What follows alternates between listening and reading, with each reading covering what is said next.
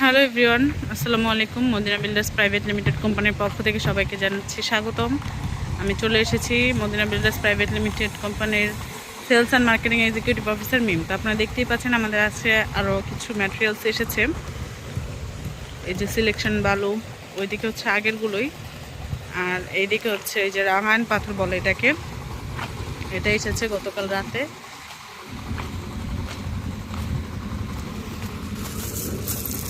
এই যে এটাকে বলা হয় রাঙায়ণ পাথর। ইনশাল্লাহ এটা আমরা এখন ইউজ করছি। এবং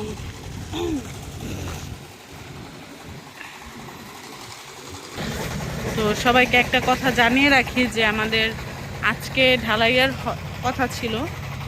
তো ঢালাইয়ের যেই লেবাররা আছেন বা মিস্ত্রিরা আছেন তারা আজকে কোনো কারণবশত আসতে পারেনি, এবং এই কারণে হচ্ছে আমাদের ঢালাইটা আজকে হয়নি। তো সেই জন্য আমরা দুঃখিত। তবে ইনশাল্লাহ আগামীকাল আমাদের ঢালাই অবশ্যই হবে, কারণ ঢালাইয়ের জন্য প্রিপারেশন কিন্তু অলরেডি নেওয়া হয়ে গেছে। আপনারা দেখতেই পাচ্ছেন।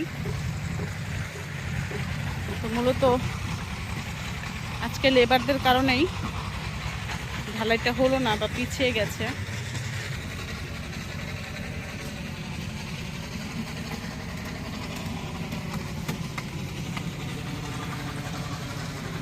এটা হচ্ছে আমাদের ওয়াটার রিজার্ভার।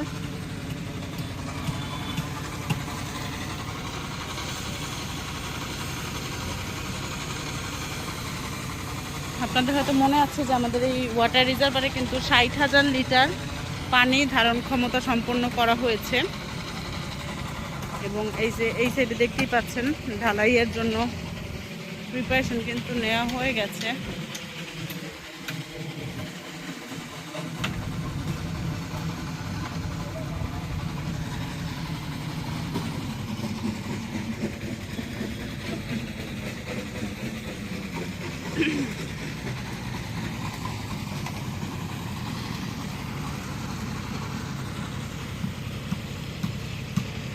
সুন্দর লাগছে কিন্তু, মানে কাঠের মাঝখানে নীল পলিথিনগুলো দেখতে মনে হচ্ছে ফুল ফুটে আছে। আমার কাছে এরকম মনে হচ্ছে, জানি না অন্য সবার কাছে কেমন মনে হচ্ছে।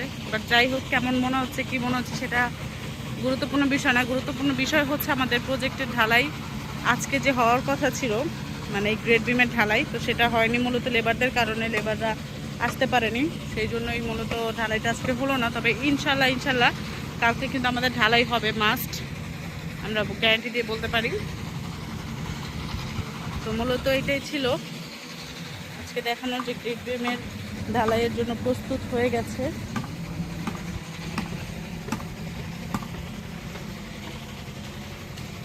এরকম আরও কাঠ তৈরি করা হচ্ছে ঢালাইয়ের জন্য।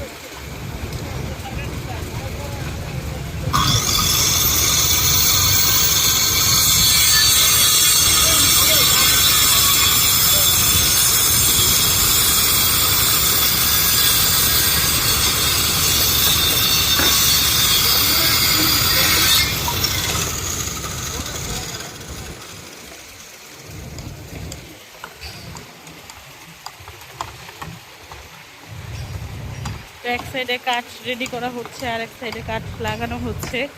এভাবেই কিন্তু পুরো ফুল অন এনার্জিতে আমাদের কাজগুলো হচ্ছে, দেখতেই পাচ্ছেন। আর আমাদের দিন রাত মিলিয়ে কাজ হয়, সেটা সবাই জানেন, এবং আবারও বলছি।